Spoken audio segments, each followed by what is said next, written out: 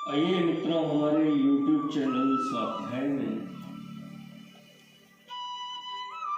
आपका हार्दिक स्वागत, अभिनंदन।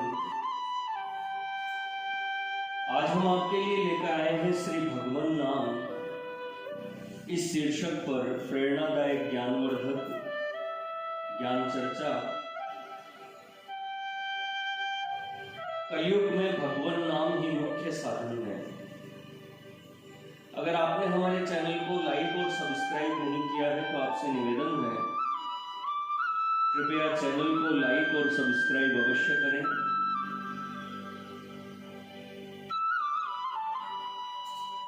मनुष्य का मुख्य उद्देश्य है ईश्वर प्राप्ति। यदि मनुष्य उसे भुलाकर केवल खाने पीने में या स्त्री पुत्र संतति संपत्ति के मोह में ही उलझा रहे तो उसका जन्म वृथा ही चला जाता है। इसलिए उसे संसार समुद्र से पार उतरने के लिए कुछ न कुछ उपाय अवश्य करना चाहिए।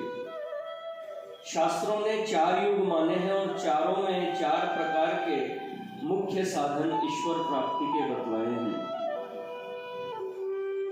सत्य युग में ध्यान, त्रेता में यज्ञ और द्वापर में अर्चना से ईश्वर प्राप्ति होती है, परंतु कलयुग में इन सब साधनों का भली भांति होना बहुत कठिन है।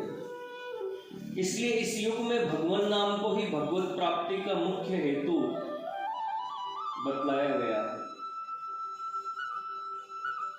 इसकी पुष्टि भगवान व्यास ने भी की है। उन्होंने त्रेतादि युगों की अपेक्षा कलयुग को श्रेष्ठ बताते हुए कहा है कि कली में केवल भगवान नाम के उच्चारण से ही भगवत प्राप्ति हो जाती है। ध्यायन कृते यजन्यज्ञे स्त्रेतायाम द्वापरे अर्चने यदाप्नोति तदाप्नोति कलो संकीर्त्य केशवम्। श्री भगवान नाम जप, नाम गुण, कीर्तन और प्रार्थना। जपमाला के द्वारा यूं ही संख्या का ख्याल रखकर मन वाणी से किए जाने वाले नामोच्चारण का नाम जप है। कीर्तन सबके सामने या अकेले मुख से नाम या गुणों का जोर जोर से उच्चारण करना कीर्तन है। प्रार्थना अपने को पतित पापी अज्ञानी समझकर अति विनय के साथ भगवान से कल्याण के लिए कहना प्रार्थना है। जप करने वाला व्यक्ति अपना ही उद्धार करता है, किंतु कीर्तन करने वाला अपना और सुनने वालों का भी उद्धार करता है। जप, कीर्तन, प्रार्थना, इन तीनों का ही महात्म्य असीम है और संसार में विदित है।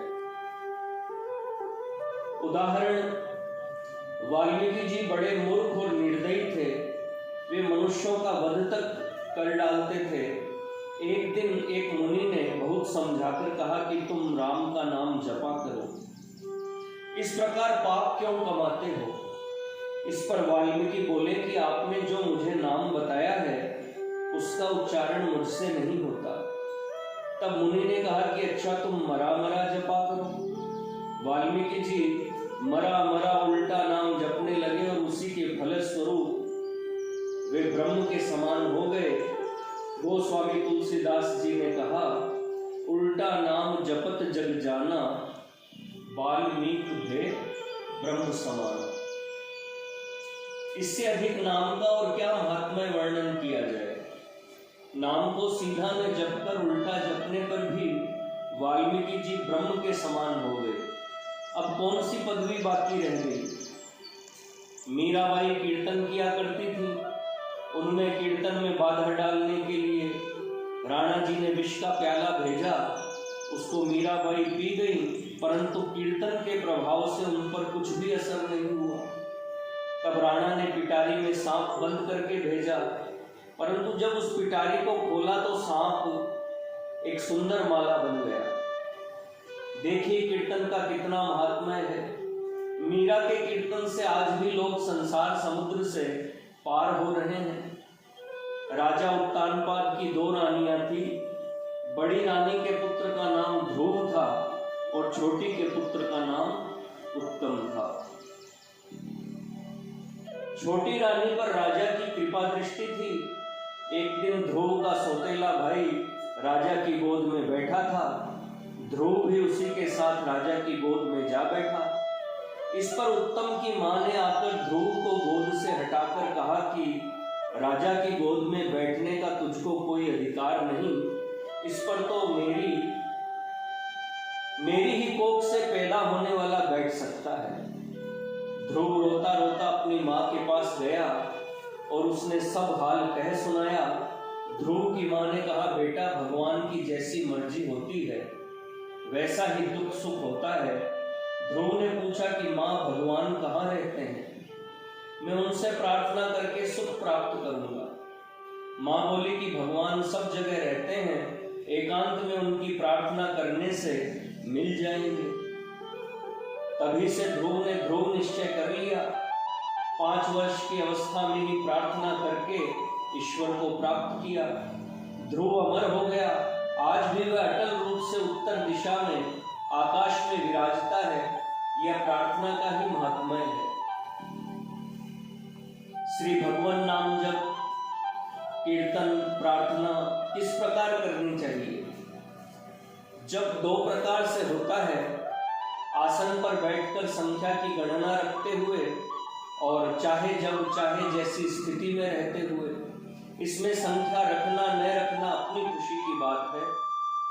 यह जब चलते बैठते खेलते खाते, रात में दिन में, घर में, मैदान में, दुकान में, बुढ़ापे में, लड़कपन में, पुरुष के द्वारा या स्त्री के द्वारा सब जगह सब समय किया जा सकता है।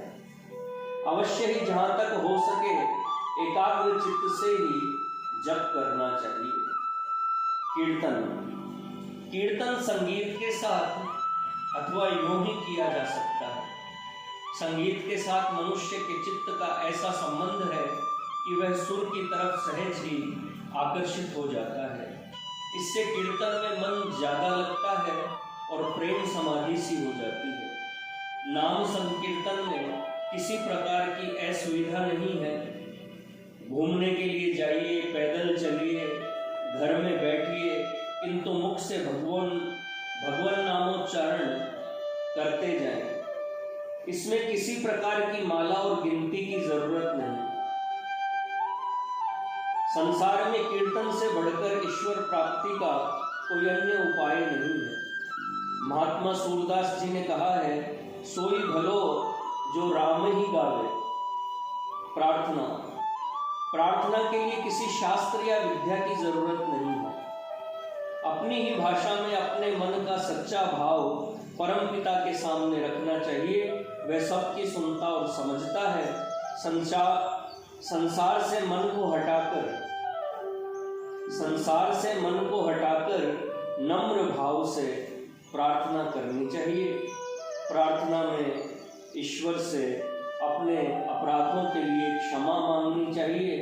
हमेशा भगवान से यही कहना चाहिए, हे ईश्वर, तू वही करना जिसमें मेरा कल्याण हो, मुझे सद्बुद्धि दे और पापों से बचा।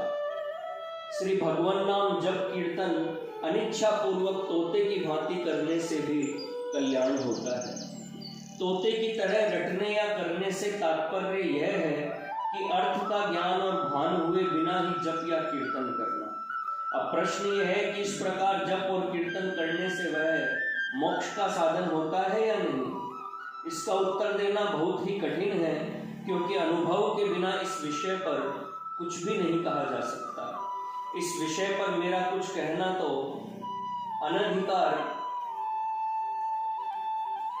अनधिकार चर्चा है।